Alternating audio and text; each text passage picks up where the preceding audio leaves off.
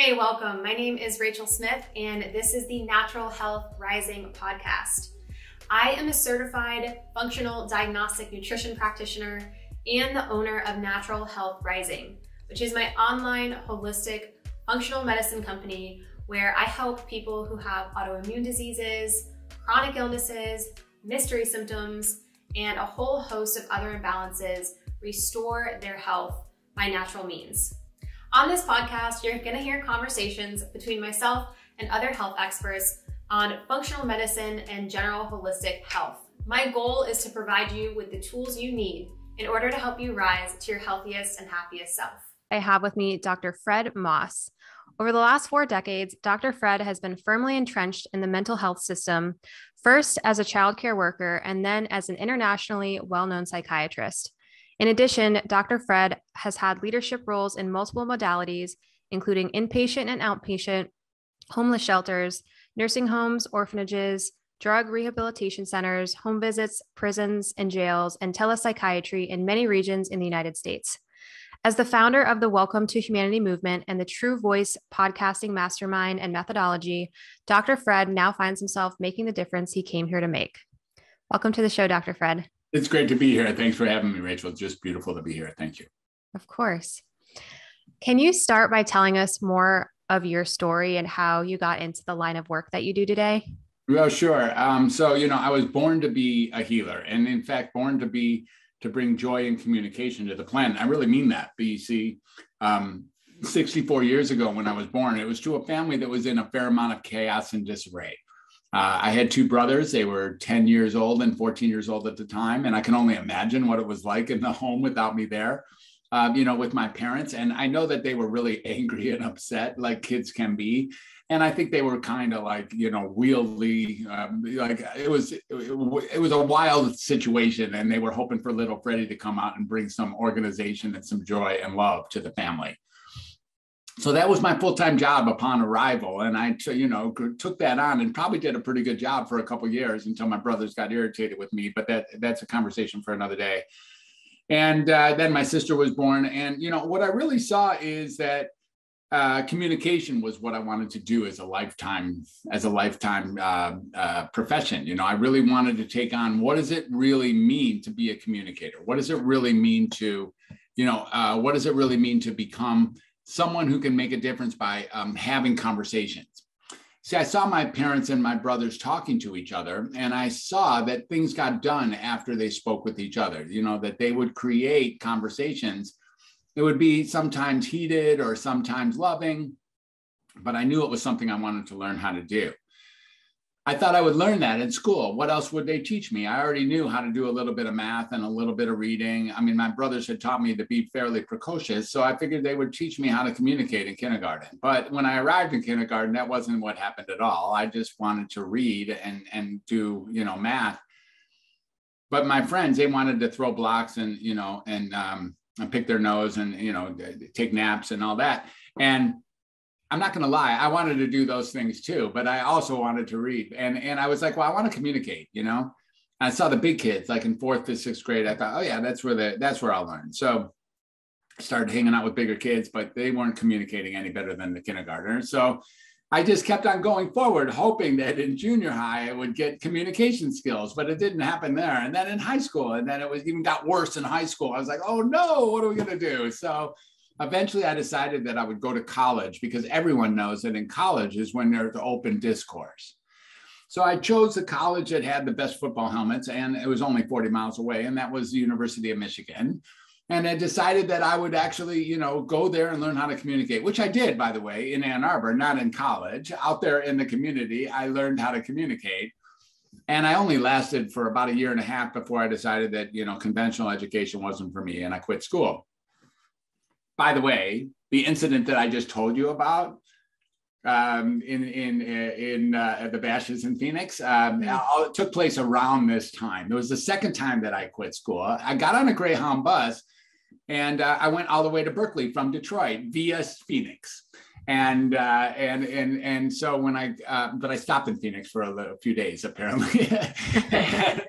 and when I got to Berkeley, the whole idea was finding myself. I did find myself, but I didn't have a job. My mother convinced me to come back home and get an education, and then I could go out and find myself some more. So I came back and I had learned that there was this new up and coming field that apparently could pay a fair amount of money. And you could, you know, if you were smart with numbers, you could do good in it. It was called computers. And there was only one computer in all of Michigan. It was at the University of Michigan, where I had already been an attendee, a 2-acre facility that was really just a you know, turn in batches and hope that they ran. I did that for a term or two until I realized that that is not a life that I want to do either. And I quit school again forever. I came home and said, that's it. I'm not doing school. I got to do something else. And this is when communication was again brought to the front of my attention. My mother helped me get an application to a state mental hospital serving adolescent boys. And I started that job hoping that I would only last for a few weeks. But instead, I lasted long enough to realize that communication was what was healing both me and my patients. This idea of listening to another person for who they really are and really getting that they, just like me, don't really know very much, but we can really relate to each other at all levels, was where mental health healing takes place. And that level of communication was just really rewarding for me. The thing that I really disliked about that job was the way psychiatry was treating those kids. We would call the psychiatrist and they'd come down and, you know, talk to the child for 3 or 5 seconds and then talk to us for another 3 or 5 seconds and then take out their their pen and would write something in a chart. And then we would have to go get Johnny, right? And you know, fill up his hip with a syringe of very toxic, high-level adult antipsychotic medication. And if Johnny was left in a stupor and didn't have anything to say for 12 or 24 hours, we called that a success. And I called that just heinous, treacherous barbarism. The truth is that stuff's going on today still. It's already happened in many hospitals this morning already. It's every day and every, you know, many of the hospitals around the country where that's happening. But I needed to combat that. I couldn't live with myself holding Johnny down and letting that happen every day. So I went back to school a 3rd time, and this time with the full intention of becoming a psychiatrist and bringing communication to the center of that particular field. And while that happened, while I was in school at Northwestern University in beautiful downtown Chicago, which is where the medical school is, we were introduced to Prozac. And when Prozac came, it was as much a paradigmatic shift as anything that's going on in the world today, I promise. It was outrageous how big Prozac was. Prozac was on the cover of Newsweek, a big green and white pill. That's it. Prozac, that's it. Like it was a big deal. It was a big deal. And it really altered the way psychiatry and mental health were delivered from all the years forward. So we're looking at 45 years now. 35 years now. And the field of biological psychiatry was born. This notion of chemical imbalances was born. This idea that if you were uncomfortable with how the world was going, that was your problem, was born. Like if somehow you had a proper response of being depressed or anxious about something that was depressing or anxiety provoking, that was your problem. It was like blaming a log for burning in a fire. It was like a new world of looking at you being the problem if you're uncomfortable. And that we have an app for that, we have a pill for that, became the new way of dealing with these things. And frankly, these pills didn't do what they said that they would do. They often perpetuated the symptoms it was marketed to treat. And I, all of a sudden, was graduated into becoming a psychopharmacological expert. Now, this is really absurd because, of course, I went into the field so I wouldn't ever have to write another prescription and I could stop people from writing those crazy things. But over time, I wrote over 100,000 prescriptions and I had over 40,000 patients who called me their doctor, at least for a moment. And, you know, this was a duplicitous life to say the very least, but I was doing my best to interject communication when I could. But by the time you get to a psychiatrist, most of the time what you're thinking, or this is how the field has developed, is that communication didn't work. So we sent them to a psychiatrist. So communication really wasn't what was expected from a psychiatrist. You know, psychiatrist, that was what the social workers and the psychologists and counselors were doing. Again, this got further and further from being acceptable for me. And in 2006, I started doing something entirely different, which was really radical, apparently, which was actually taking people off of medicine. Now, That's shocking, right? And people, it's so interesting, people are like not shocked with driving toxin down their kids' throats, but they're totally shocked with me stopping that. It's super interesting how we humans think. And guess what happened when I started taking people off medicine? They actually got reliably way better all the time. I mean, I pick my patients carefully, those who were happy on the medicine that they were happy on. I let them stay on their medicine. The truth is, if I'm speaking to your audience, if you're on a lot of medicine or you have a diagnosis and you feel like this is as good as life gets and you can't imagine it getting better and you have found the golden key to a life that works, by all means, please, please, please stay on it. Be on the same track. Stay on your track. It's perfect if you actually are there. And I really mean that. I don't even mean that in any condescending way. All of us should find somewhere where we feel like we're living our very best life. And if that's what's happening, then by all means, please, please don't change horses in midstream. Who I'm speaking to is the other hundreds of millions of people who aren't experiencing that, who are experiencing the mental health industry actually failing them or feeling like their life could be a whole lot better than it is. Mental health is presently geared towards slowing down the progressive deterioration of an inescapable mental illness, when in fact, maybe that's not the case at all. Maybe there is cure, maybe there is healing, maybe there's a capacity to actually, make a difference in somebody else's world by connecting and resonating with them. That's what I have found over the years. So from 2006 forward, I started believing initially that it might be the medications issue, but it's not. Medications are just things. It's not their fault. And it's not even the industry's issue. There's not like insurance companies or doctors' problems because they're doing everything they think is right too. The big issue here is that people are so interested in finding out that there's something wrong with them so they can write off their own experience and blame a condition. Honey, I'm sorry I was a jerk. That was my ADHD, not me. Oh, I'm so sorry I'm late, or I just spent too much money that I've got bipolar disorder. It's like, well, I'm sorry I can't complete tasks, or I'm sorry, blah, blah, blah. And the truth is, I really understand that sentiment as well. I don't like actually facing down, looking at the barrel when I've been a jerk or when I've done something stupid or when I've hurt another person. I don't like that. It's a terrible experience to have to face up to my own human fallacies. But when I do, I get to be a human, and maybe there was nothing wrong with me or frankly, nothing wrong with them in the first place.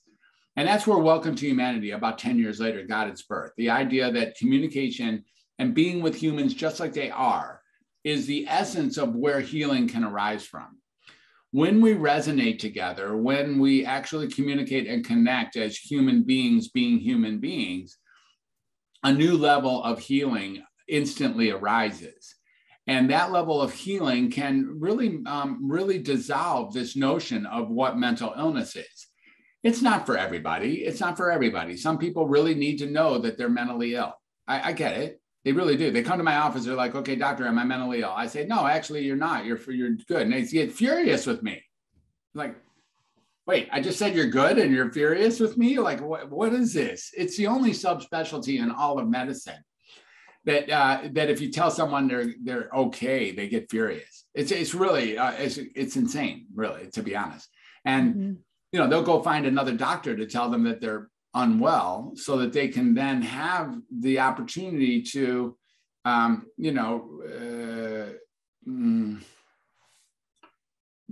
guess, properly get absolve themselves of the responsibility of their lives.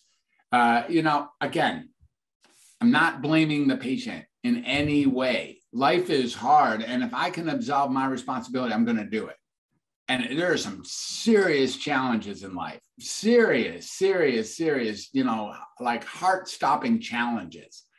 And I'm not dismissing those. In fact, I'm emphasizing those. So that's part of being human, is to face those things down. And when we can do that together, when we can see that we're all doing that, including the doctors who think that they have the right to diagnose somebody as being abnormal, and the patients and the patient caretakers and family and friends, when we can get that none of us know what's coming around the corner at all, the past doesn't predict the future, actually, the past is just the past and the future is unfolding in front of us and we have no idea what it's going to be. And it's okay to be depressed about something that's depressing. It's okay to be anxious about something that's anxiety provoking or afraid about something that is terrifying.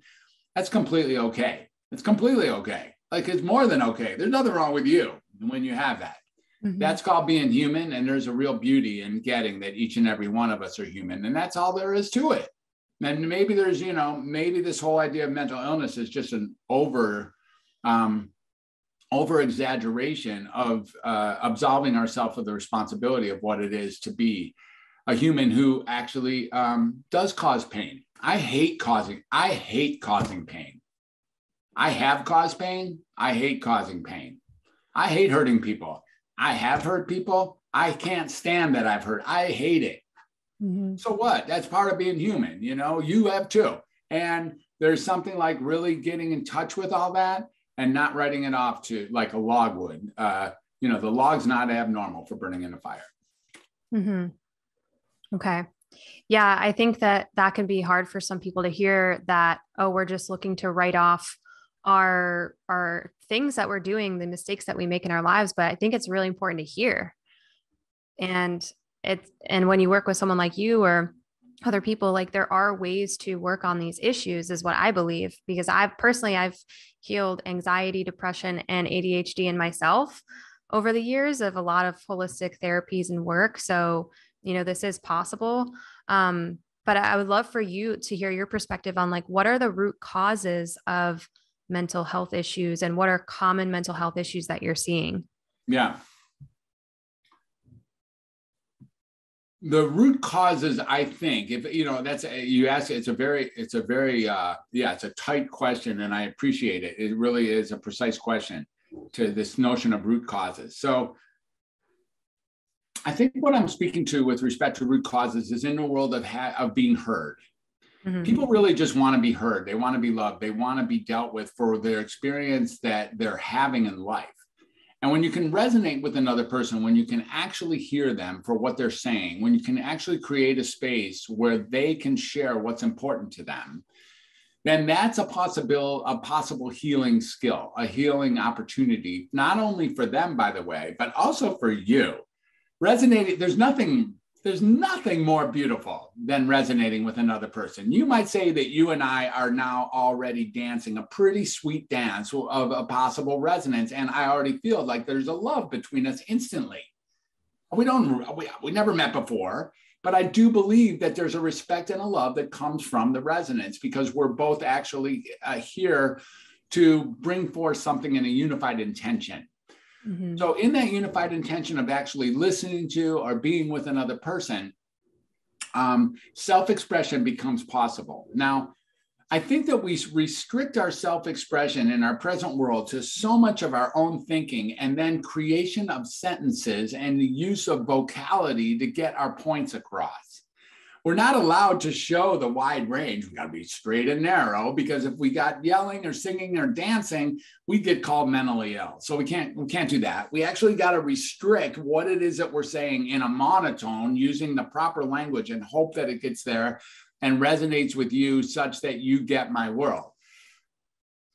That is an extremely tall order to get, that somehow we're going to communicate effectively. And it just got harder, by the way. Now you can't even see people's faces when they wear masks, or everything you have, here online, you have to deal with all the technological issues, including, bad connections or, our microphones or something like this. Mm-hmm. So it's gotten a little bit harder to actually communicate, but self-expression comes in so many different forms. So, I mentioned like dancing. And the first book I wrote was called Creative 8, Healing Through Creativity and Self-Expression.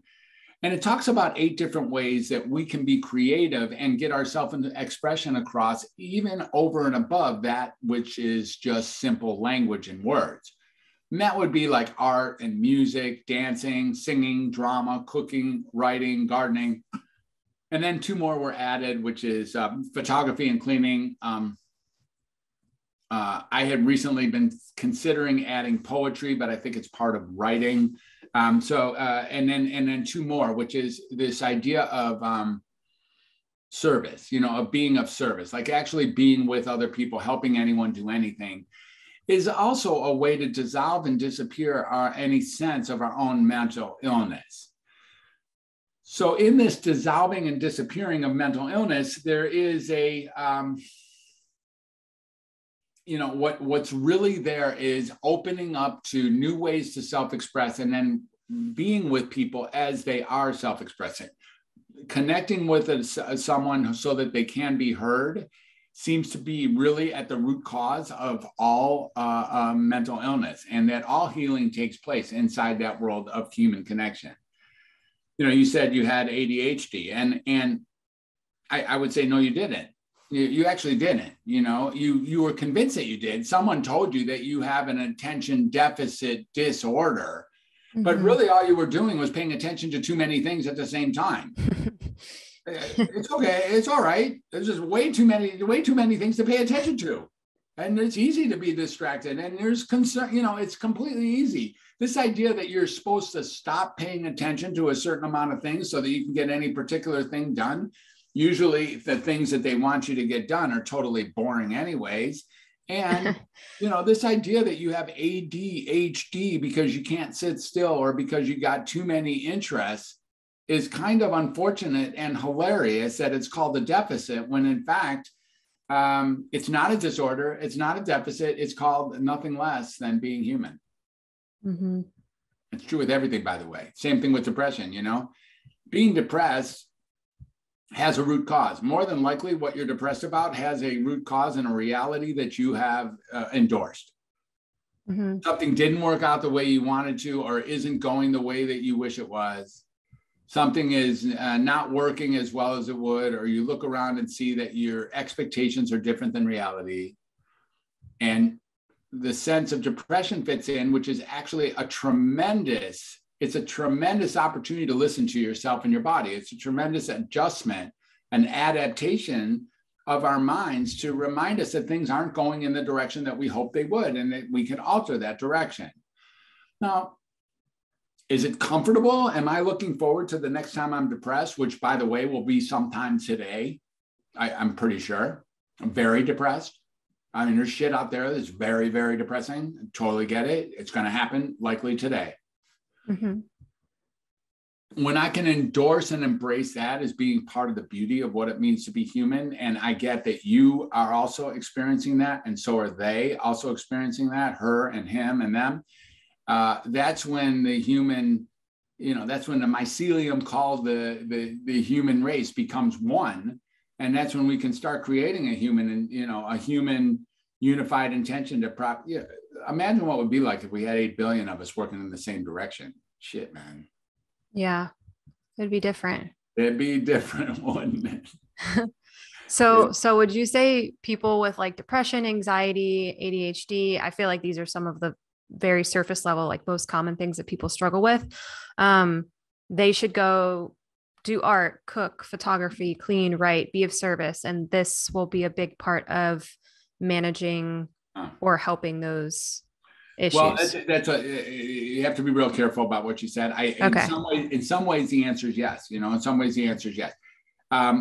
Once you start taking these medications, it really does create this chemical imbalance. Now you really do. So once you decide that you're going to start taking Adderall, Concerta, Vyvanse or Strattera or Ritalin or whatever you decide that you're going to take,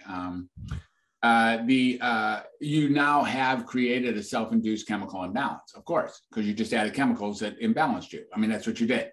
Mm-hmm. So you did that intentionally, and now it's not so simple to get rid of those symptoms, because it's possible that those medications, along with leaving you with some relief, are perpetuating the symptoms they're marketed to treat, or in some cases, actually causing the symptoms they're marketed to treat. So it takes more than just getting out there and doing art. But by the way, absolutely, please do art.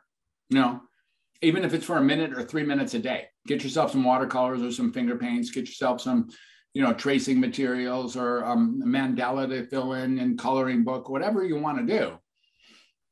and do some art. And if you don't want to do art, which is really fun, by the way, and there's art stores out there, you know, in every major city where you can walk in and get a hobby started in art with like for less than $10. Then play music. And if you don't want to, you know, the way how do you play music? Well, you don't have a guitar, you don't have a harmonica, you don't have a ukulele or you know, a xylophone. It's okay. Take out a stick and you know, pound on a coffee can. Like it's fine. And the same thing with singing. You don't think you have a good voice, you know, you're not Frank Sinatra. It's fine. Sing in the shower, or just, you know, sing a cover or sing along with the Beatles or do whatever you want to do, but get some singing in. And the joy and pleasure that comes from creating, like from actually being creative, at least during the time when you get the, you know, when you get over your heebie-jeebies about the fact that you think you're not a good artist, it's essentially indescribable, the amount of healing that can take place when we become creative. Yeah. And I think a lot of people who say that they're not creative, or they just think that because society says that, oh, you're only creative if you are making art masterpieces and your voice is beautiful and it sounds like an opera singer, or you're a professional photographer. It's like, no, that does not mean you're not creative. Every single human being has the ability to create something. And so I think like letting that go and then just being able to let yourself freely do whatever it is and just have fun with it is super important for people to learn that and like step into it. Yeah, it is. You know, I'm doing, Julia Cameron wrote a whole series, a book called The Artist's Way. And it's a self-paced 12-week course that many, many, many, many major artists and minor artists have leaned on and really altered their lives. I'm frankly in the 5th week of that course at this point. And it's an amazing course. It really addresses exactly what you're saying openly and honestly. And the idea is, and I don't think Julia actually speaks to this, but I've spoken to it before, is just to live another second on this planet takes creativity. Like just to choose what to do, what to say next, it's almost like picking out, you know, who to be, what to wear, where to go, what to cook, when to go to the restroom, when to call somebody, you know, there's massive creativity in living 1 second on this planet. In fact, it is unavoidable. Even if you choose to stay in bed and do nothing, that also is, which isn't possible. There's no such thing as doing nothing. You know, and staying in bed doesn't slow your mind either. So that doesn't work. You know, we sometimes go to bed so they're like, oh, we're just too tired, we're going to chill. That isn't what happens when you lie. That isn't what happens when you lie down anyways. You know, maybe you can slow your mind here and there, but that's a different point. The idea is that creativity it's not like you can be creative, why don't you start? You're already massively creative in just living the next second on the planet. That's a really cool way to think about that. I like that a lot. Mm-hmm. I do want to cover this. You have talked slightly about the side effects of some of these medications. What, if you want to go deeper, what are the conventional medical treatments for mental health and the side effects? And then what would be other alternatives? Well, let's see. How am I going to take this one on? So it's all side effects. Everything it does is a side effect. There's no such thing as a side effect. All effects are side effects. Mm-hmm. Everything that it does is this. There's no like a side effect assumes that it actually has something good that it's doing as well. And again, going to what I said earlier, which is really true, you know, for those people who have a diagnosis and have a treatment plan and have a doctor or a therapist and their plan is working and they have finally found the piece that they were looking for with respect to managing their mental illness, and they feel like things are good and, you know, and they're solid with their diagnosis and treatment, then this conversation doesn't necessarily apply. So, and if they have a medication run that either has minimal or no notable side effects and they're happy with it, how it's all going, then you should stay the course. They should stay the course. It's perfect. It's great. Fantastic. And really, you don't have to do anything. You just stay there, because when you find peace in this world, it is such a beautiful treasure. and you should embrace it. No kidding. I am speaking to the hundreds of millions of people who do not meet that criteria. And there are hundreds of millions of people who do not meet that criteria. That the medicines are either, they're like, oh yeah, it makes me drool. Oh yeah, it makes me so that I can't have sex. Oh yeah, it makes me eat too much. Oh yeah, it makes me so that I shuffle, or that I'm too tired, or I can't think straight.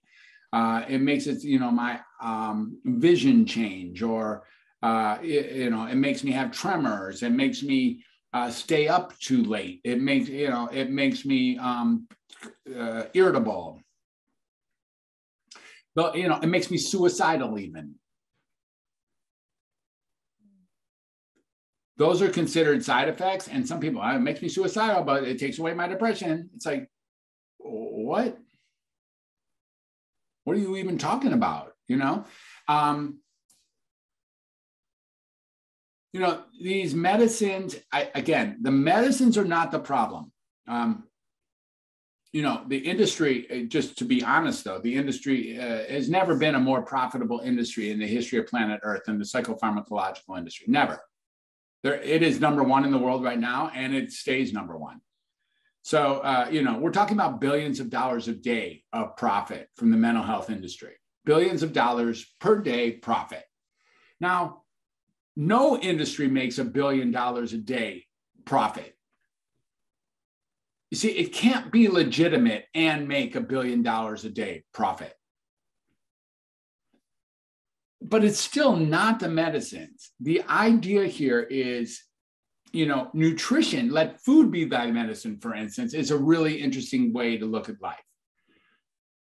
Food and Drug Administration. Have you noticed they're in the same administration? They are in the same administration. The same people that run one run the other. The same people who approve McDonald's also approve Prozac. I mean, it's the same thing.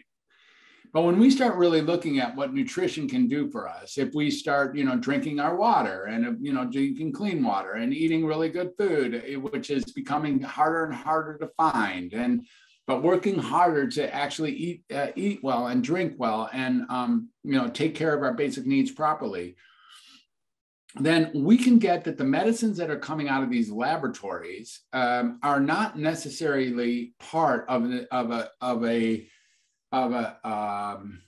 ingestibles that we need to take to live a healthy life. The laboratory medicines are created, frankly, more often than not to sell themselves, again, as I mentioned earlier, we as doctors weren't really trained to take you off those once we put you on those. And it's a wonderful business model. I kind of wish I would have created it myself and, be living in the hills somewhere. That'd be kind of cool. I do live in the hills, by the way, but I don't live in, I do live in the Sierra Nevada foothills, and I love where I live, but I guess I got to start using a different phrase than living in the hills. So the conventional treatments are, we listen for buzzwords. If we hear that, if we hear something, we think, oh, that's ADHD because they're having trouble completing tasks or they can't read a book. Oh, that's bipolar disorder because they feel like their mind is racing and, they're overindulgent or impulsive. Oh, that's depression because they feel like life isn't worth living every so often. We call it a condition based on very, very distinct buzzwords. And then we start to cascade of, okay, when someone has that condition that I just arbitrarily gave them, then they need therapy and this particular medicine, and boom, boom, boom, it started. And then that treatment and that medicine actually perpetuate backwards, and like in reverse engineering, the continuation of the symptoms that it's marketed to treat. Now, that's just how it works. I mean, I don't mean that this is not a value judgment. That's just how it works, If you want to get off of that cycle and get your life back, there's going to have to be a time where you might have to do something and think something and be something different. That difference can come from realizing that maybe there's nothing wrong with you.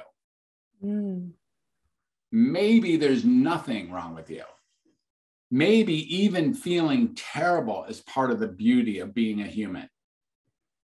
Maybe hating life is still part of the beauty of being human. maybe being like disorganized, discombobulated, and aimless is part of the beauty of being human. Maybe we're all going through different versions of that. And when we get that, it's part of the beauty of being human.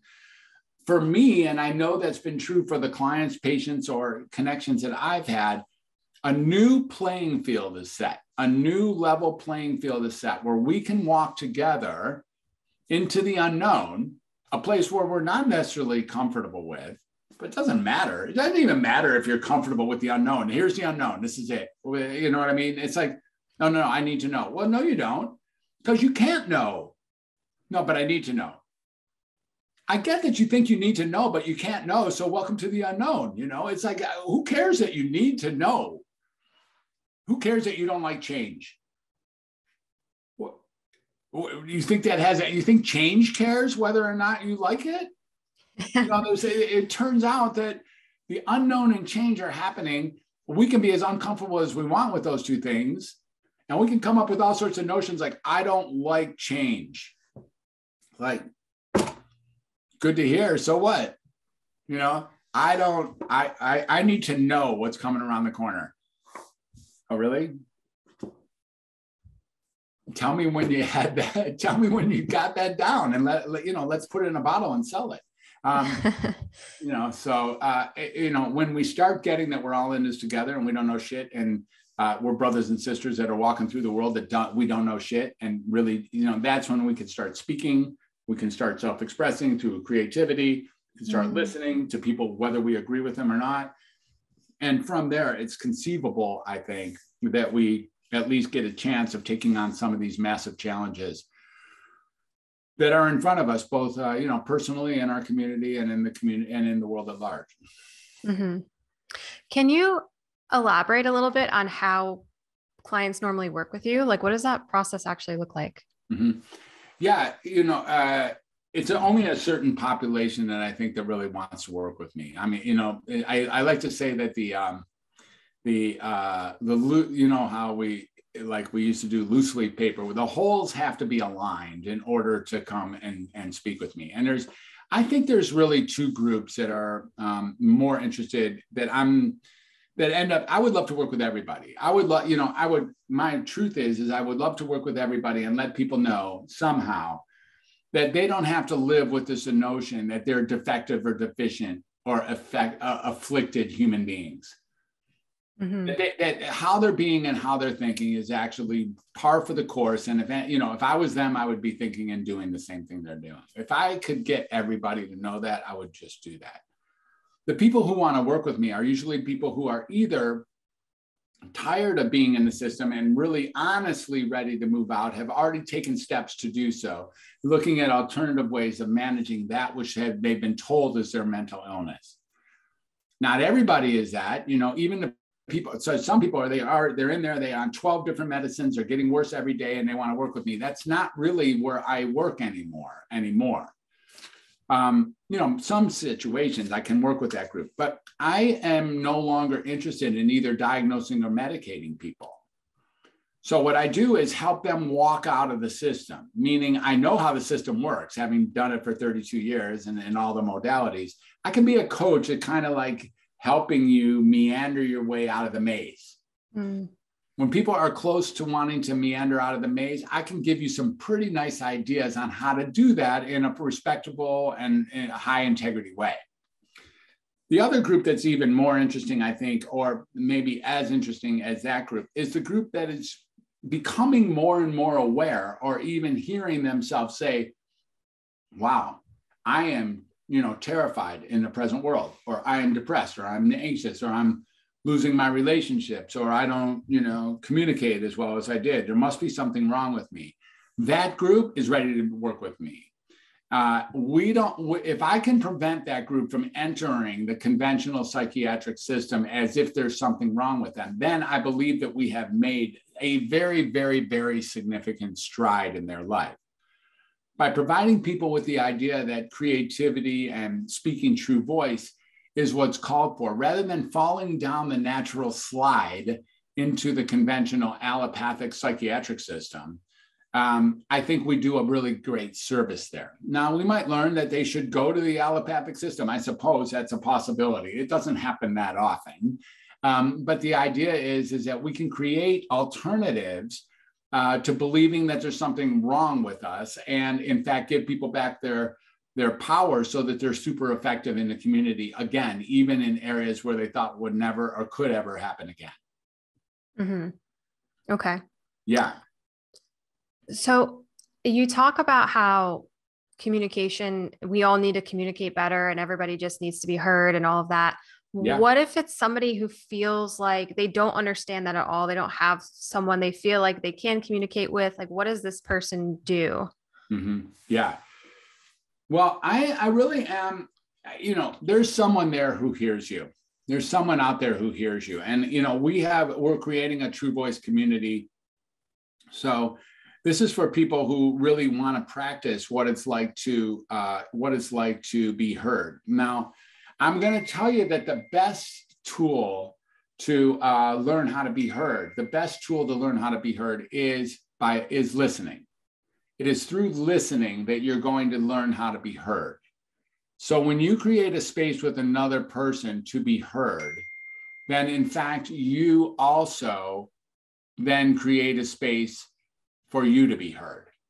So the tool and each of us has the tool to listen. Those people who are desperate, who are like the ones you are saying, like, I don't know how to find anyone who will listen to me, still have the skill to listen themselves. Listening is something that we all have been doing since we arrived.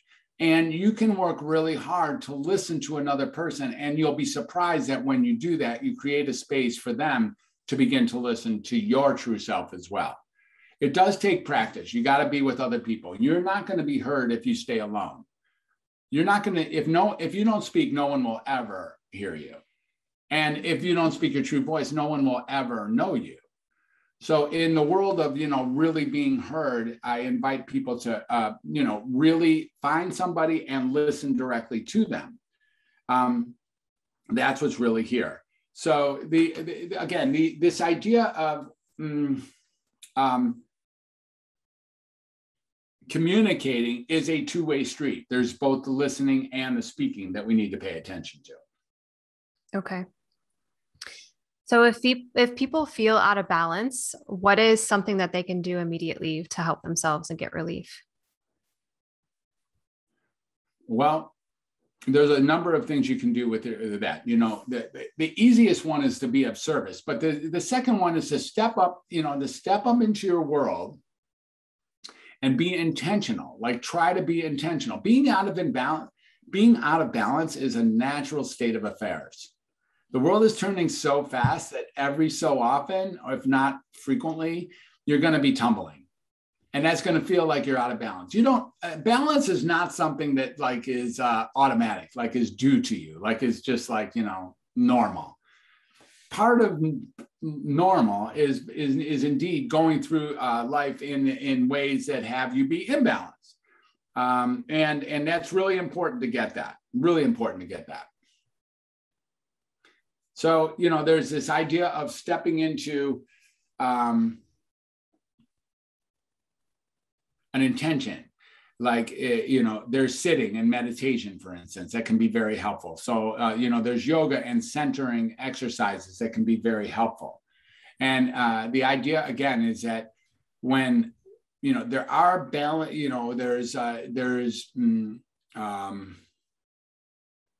even taking a walk in nature can be extremely helpful for balancing. Like opening your eyes and just taking a little walk in your neighborhood. You don't even have to go to the ocean, although the ocean is ultimately extremely balancing. Even going out and, stretching and looking into the clouds or the sun or whatever's there can be extremely balancing. Nature has a way of really balancing that which we determine we feel imbalanced. There is an ongoing balance in nature that we are a part of. And so this imbalance, I guess, is more a construct of our mind, that things aren't going the way we wish they were. But in nature, it does seem to be infallible in that there is a natural balance out there, even when things are dying and living again and growing and all the things that's all part of the balancing act of nature. Mm-hmm. Yeah, I always make it a point when I go on walks to make sure I'm not like glued to my phone the whole time, but actually looking up, looking out to the trees, the clouds, all of that stuff. Yeah, definitely has some balance to it. Yeah. What is the number one threat to humanity's collective health, and how can we combat it effectively? The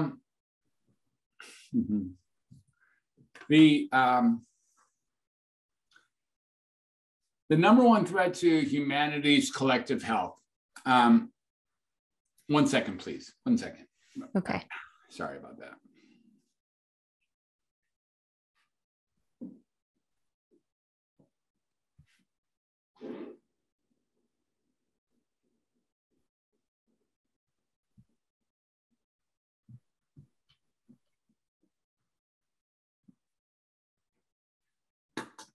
Sorry about that. I'm very sorry about that. The number one threat to humanity's collective health is that we are not speaking our true voice.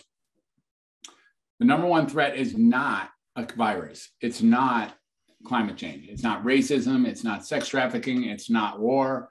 The number one threat is that we have agreed in some way that our voice isn't worth being heard.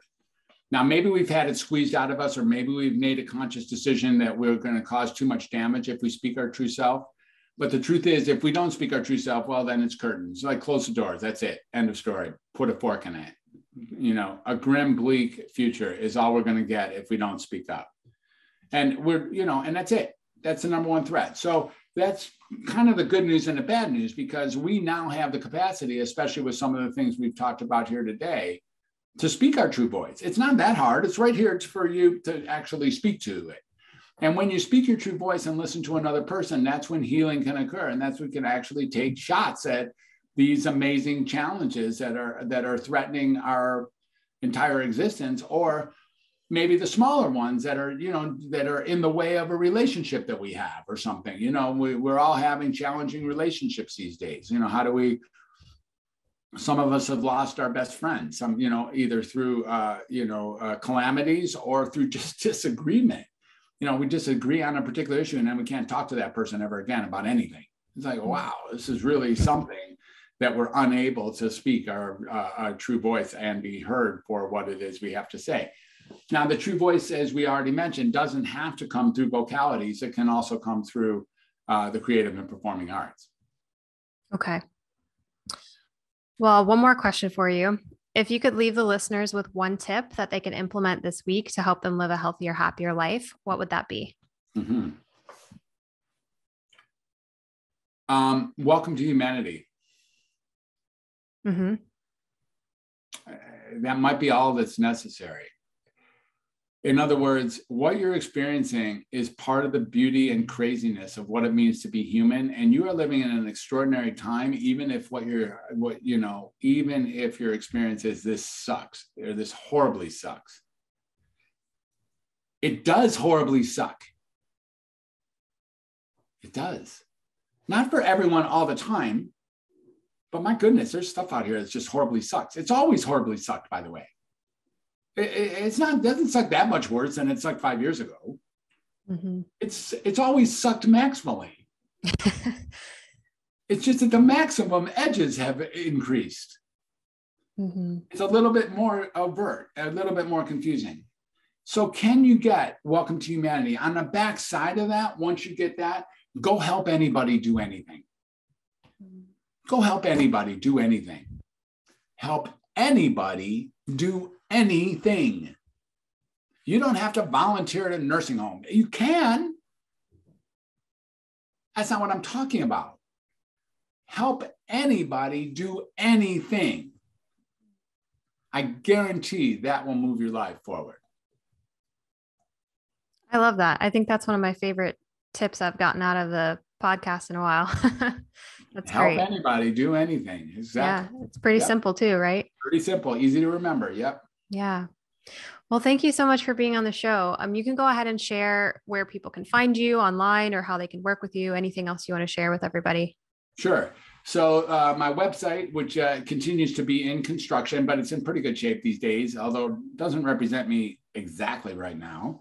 It's pretty good. It's at welcometohumanity.net. And you can write me at Dr. Fred at welcometohumanity.net. That's Dr. Fred. And we could talk. I'll give you your audience a discovery call if they want a discovery call to talk about working with me and finding their true voice or looking at alternatives of going into the mental health system. I also teach podcasting, and you can do that through finding me at, speaking to me at Dr. Fred at welcometohumanity.net. And True Voice Podcasting is the course I teach. You can find that on Facebook. But if you want a deeper dive into what I'm doing here, I'm going to offer your audience my book, which is called Find Your True Voice. And I know that's a shocking title. And you can find it at findyourtruevoicebook.com. Findyourtruevoicebook.com, and I'll send an actual book to your listeners, and I'll even cover shipping. And that's a place where you really can see a little bit of a grander scale what is here to be had. The Creative Aid is also available online, and you can find that at my website. Again, I look forward to talking to any of your audience. To me, this is a message whose time has come. It's an urgent message. It's not even my own personal message. It's just like a plea, if you will, to humanity to step it up. And it's okay if they don't, but if they don't, then I guess that's it. I guess that's the end of the show. Thank you so much. Drive carefully, and that's it. So thank you for having me on. Yes, thank you. And we have links to all of that. And even I actually have a link to your book and the discovery call and all that stuff too. So that will be in the show notes. Thanks for watching the episode. I really hope you enjoyed it. And if you did, make sure that you like the video and leave a comment and share it with a friend who really needs to hear it. Because when you share this information, you're also going to help other people level up their health. And if you or somebody else you know wants to work on their health and they're looking for a functional medicine practitioner, feel free to reach out to me to apply to work together. Thanks for watching, and keep striving to become your healthiest, happiest self.